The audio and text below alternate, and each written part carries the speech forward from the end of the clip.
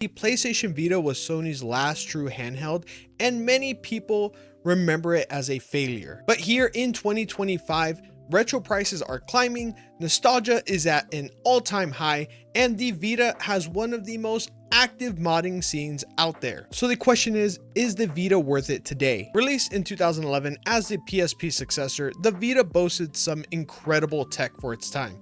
The original model had an OLED screen, dual analog sticks, touch controls, cameras, and can run console quality games in your pocket. Keep in mind, this was the same year as the 3DS was released. And with the 3DS struggling early on, a lot of people thought that Sony was going to swoop in and dominate the handheld gaming market. But then Sony did Sony things.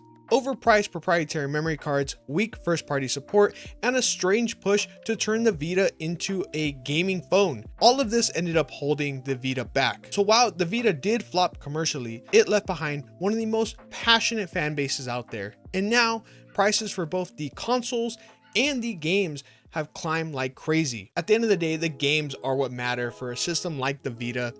And unfortunately, when you talk about its library, it gets a little bit complicated because it does have great exclusives like Persona 4 Golden, Killzone Mercenary, Gravity Rush and Tearaway, and even an Uncharted game. And though some of those Vita exclusives have been ported to new systems, they feel the most natural on the Vita. But where the Vita really shines is with its indies and JRPGs. Back in 2011, the Vita was basically an indie dev's dream. We got so many bangers like Hotline Miami, Splunking, Guacamelee, and a bunch more. Add on the ridiculous amount of JRPGs and visual novels, many carried over from the PlayStation 1 and PSP, and this thing became a portable powerhouse. And as I mentioned, the Vita's library does get a little complicated because it's hard to talk about the Vita without talking about emulation. Because for many of you, this is one of, if not the biggest selling point to get a Vita in 2025. A modded Vita can emulate PSP, PlayStation 1, Nintendo 64, and even some Dreamcast games. Also, every other handheld that came before it other than the DS and 3DS for obvious reasons. And for a lot of people, that is more than enough reason to buy a Vita today. If you decide to mod your Vita, you have an almost endless amount of games at your disposal. And this has to be an important consideration because unfortunately, Sony gave up on the Vita way too soon. The Vita got nowhere near as many exclusives as the PSP. Remember, the PSP got games like Final Fantasy Crisis Core, Monster Hunter, and 2 God of War exclusive games. The Vita, not so much. A handful of solid exclusives, yes, but it did rely a lot on ports and remakes. Sony just never committed enough of its top studios to the platform. And honestly, I don't know why. Maybe it was because Sony tried to push the Vita as a half handheld, half smartphone. Back during the Vita's release, you could even get a data plan for it. It had 2 cameras, a touchscreen, a touchpad, a web browser, and while that sounds cool, it kind of clashed with what the Vita really was. A gaming handheld, because the controls of the Vita are actually incredible. Dual analog sticks, shoulder buttons, comfy face buttons.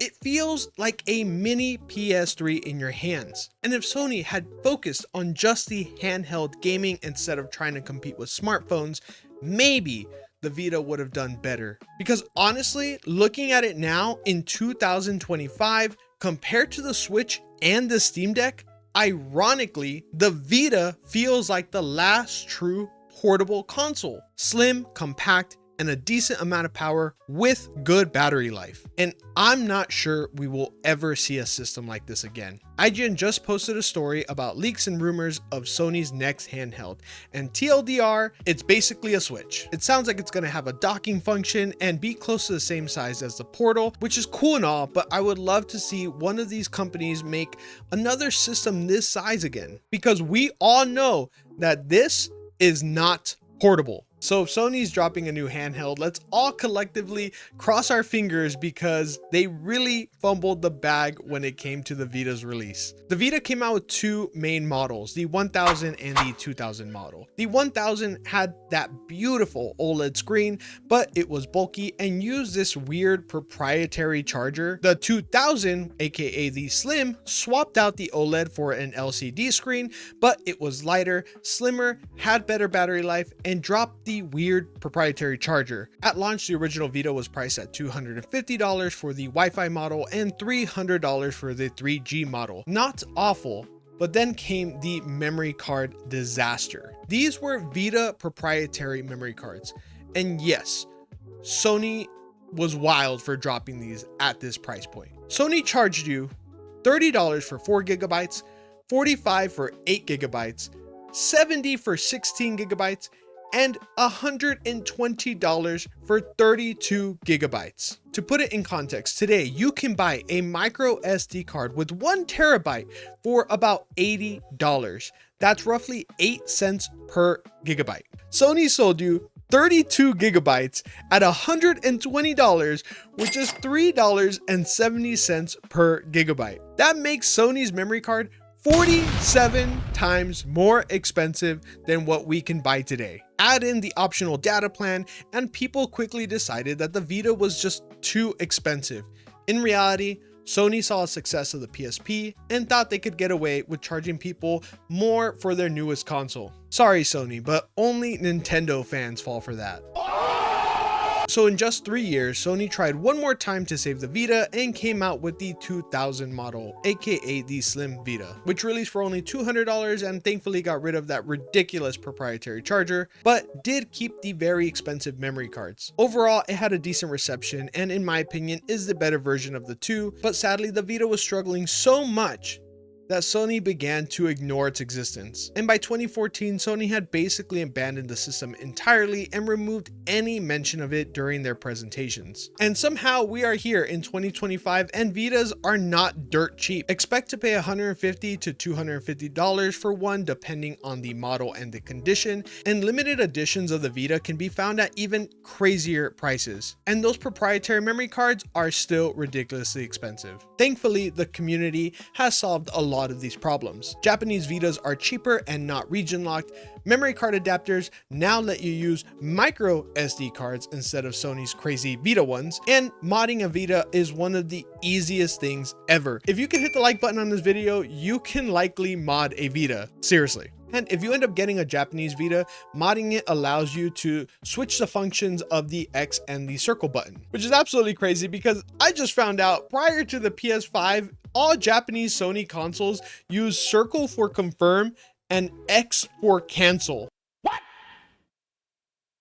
What the fuck? So look, if you don't mod your Vita, it's fine. You're still gonna have a great system, a lot of fun games, but I gotta be honest, man, I would highly suggest you reconsider. Once modded, the Vita becomes a completely different machine. You unlock homebrew, fan games, custom themes, and emulators that just help make the system feel complete. And if you're a 3DS owner, there are a lot of apps on a homebrewed Vita that are very similar to what the 3DS has.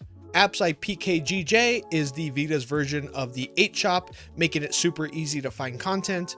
Custom Theme Manager is basically Anemone, and Adrenaline, which is like the Twilight menu but for PSP games. And the absolute best part about modding your Vita is that you do not need a PC for any of the steps because it has that web browser. Damn, I guess I'm glad Sony added that. The modding scene is by far the biggest reason the Vita is popular in 2025. The community is constantly pushing out updates, features, and tools that keep the system relevant way beyond its official life. It's very alive today, and because of that, the Vita provides one of the best retro emulation experiences. I own other modern handhelds built for emulation, but the Vita still feels better. It's portable, it's comfortable, and has that Sony polish that just makes it great to use. So why pick a Vita over something like the 3DS or the Switch Lite, since all three of these systems are pretty similarly priced? The Vita actually has a ton going for it. The slim model is actually slimmer than both the new 3DS models. It's lighter, more powerful, and once modded, it has a bigger library than what the 3DS can offer thanks to all of the systems that it can emulate. Against the Switch Lite, yes, it's less powerful, but it is way more portable and arguably a cheaper investment if you decide to mod your Vita. But there are weaknesses. The Vita's fan base is smaller than the 3DS's, which means fewer mods and community tools overall. And let's be real, the 3DS just has a stronger exclusive library than what the Vita can offer. So if you're deciding between them, I'd say look at the libraries. If you want Nintendo's lineup, go ahead and grab a 3DS. But if you're more into indies, JRPGs, or retro gaming alone, the Vita might actually be a smarter buy. Make sure that you're content with what the Vita can offer and maybe look into how the modding process works, because I'm going to be honest again, if you don't plan to mod the Vita, the prices of physical games are high. You are going to find yourself dropping a lot of money for those exclusives. And I'm not 100% sure if you can use the micro SD cards if you don't mod the system. I modded mine right away, so the SD card worked. I'm not 100% sure if you can use it on the vanilla system, so hopefully somebody in the comments can answer that for you. Final verdict. Is the Vita worth buying in 2025? If you're into JRPGs, indie games, or retro emulation, then absolutely.